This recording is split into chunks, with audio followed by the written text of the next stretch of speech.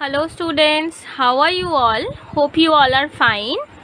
तो आज मैं स्टार्ट करने वाली हूँ अ किंग्स टेल की जो थर्ड यानी कि फाइनल यूनिट। ठीक है, तो इससे पहले 2 यूनिट हो चुका है, तो ये थर्ड यूनिट है। Let's continue. This is the Excalibur, Merlin said, only an honest and fearless knight who protects the common people can possess this sword। तो इसका मतलब क्या है? मर्लिन ने कहा ये एक्सकैलिबर है, मतलब वो जो तलवार है उसका नाम। तो उसके बाद मर्लिन ने राजा अर्थर से कहा कि सिर्फ एक ईमानदार और एक निडर योद्धा जो आम लोगों के हिफाजत करता है वही ये तलवार ले सकता है। क्लियर? फिर उसके बाद क्या हुआ? King Arthur accepted the enchanted sword from the mysterious hand appearing from the depths of the lake. I shall never use this magic sword for any personal benefit, King Arthur declared। तो क्या हुआ?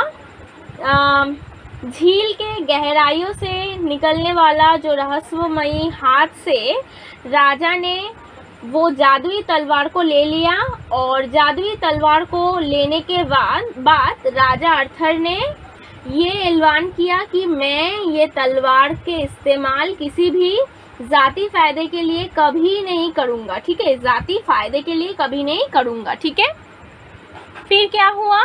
King Arthur could give peace and prosperity to England. The greedy barons were unhappy with King Arthur because he was gentle and just. He married the beautiful lady Guinevere, daughter of the King of Cornwall। ठीक है, अच्छा, तो इसका मतलब क्या है?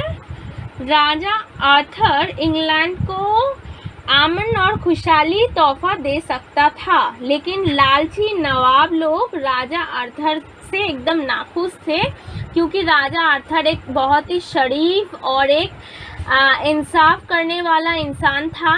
और राजा Arthur ने कॉर्नवॉल के राजा के बेटी खूबसूरत लेडी ग्विनेवियर से शादी की थी। ठीक है, अच्छा, on the wedding day Merlin took him to a richly gilded pavilion painted crimson and dark blue.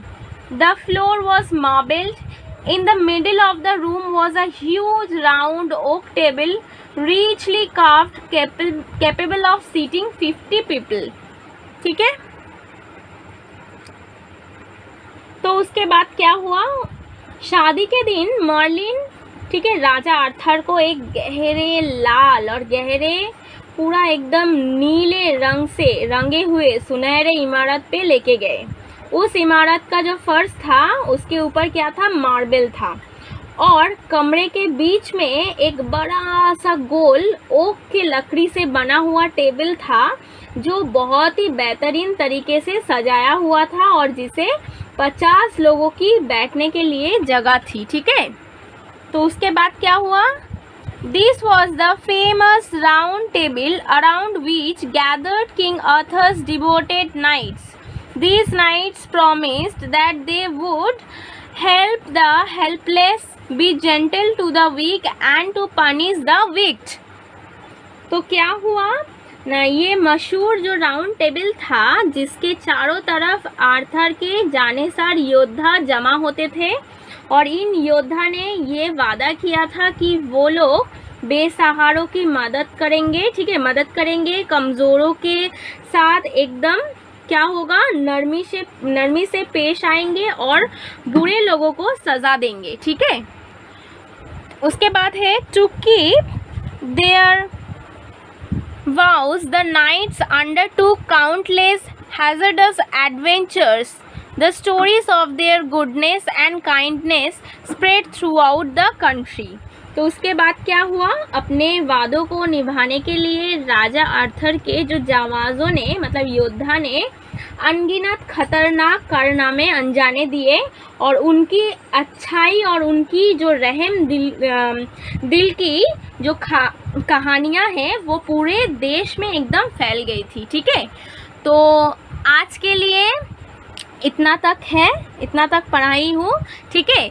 तो और थोड़ा सा पोर्शन बाकी है जो नेक्स्ट डे होगा, तो इसके ऊपर मैं अंदर से, इसी के अंदर से मैं क्वेश्चन ढूंढ के दी हूँ। तो ये आप लोगों का आज का होम टास्क है जो आप लोगों को सॉल्व करनी है, तो वो अच्छे से कॉपी में कीजिएगा।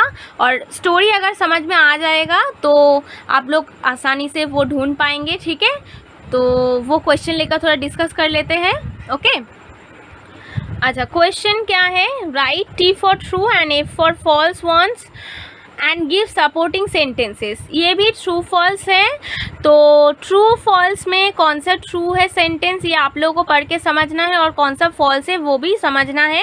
तो जो ट्रू है वो ठीक है, लेकिन जो फॉल्स होगा उसका सपोर्टिंग सेंटेंस भी लिखना पड़ेगा, ठीक है। एक नंबर क्या है, only a brave and just knight can won the Excalibur.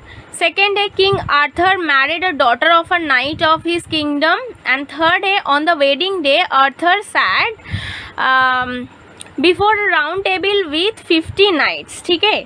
ये है ए ट्रू फॉल्स। अब बी में क्या है, बी में है fill up the gaps with information from the text. मतलब यहाँ पर आधा सेंटेंस दिया हुआ है, ये गैप को फुलफिल करना है, मतलब कंप्लीट करना है। तो क्या है, the Excalibur can be possessed by dash, Arthur took the sword from the hand appearing from dash, and the dash of the night spread throughout the country। ये है fill in the blanks। Actually fill in the blanks नहीं है, complete the following sentence type का ही है कि आधा दिया हुआ है और आधा fill up करनी है, ठीक है। और लास्ट में है answer the following question. 3 question है, इसका आंसर आप लोगों को लिखना है। जो पोर्शन मैंने पढ़ाई उसके बीच में अगर आप लोग अच्छे से वो समझ जाएंगे और ढूंढेंगे तो आप लोगों को मिल जाएगा, ठीक है। फर्स्ट क्या है, who could won the Excalibur. Second है, describe the King Arthur's round table. And third क्या है, what were the duties of the knight of the King Arthur, ठीक है। तो आज के लिए इतना ही काफ़ी है। ये सब क्वेश्चन आप लोग अच्छे से कीजिएगा कॉपी में, ठीक है, और अच्छे से समझ के कीजिएगा, ठीक है। और take care all of you, thank you.